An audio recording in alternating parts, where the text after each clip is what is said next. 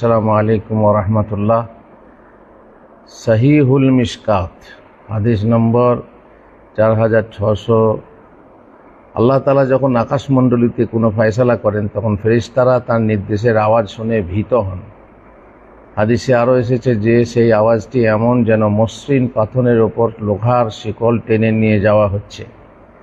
প্রশ্ন হলো, এই হাদিসে উল্লেখিত উপমার সঠিক অর্থ কী? এটি কি আল্লাহর কালামের আওয়াজ? এটি কি আল্লাহর কালামের আওয়াজ একটা উপমা, নাকি ফেরেশতাদের শোনার অভিজ্ঞতা বা আল্লাহর নির্দেশের প্রভাব বোঝানোর জন্য এই উপমা ব্যবহার করা হয়েছে? সঠিক বিশ্বাস হচ্ছে যে এটা আওয়াজের উদাহরণ বা উপমা।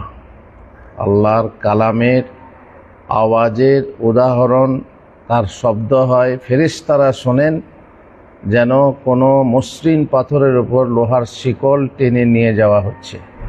এটা ফেরেশতাদের কাছে।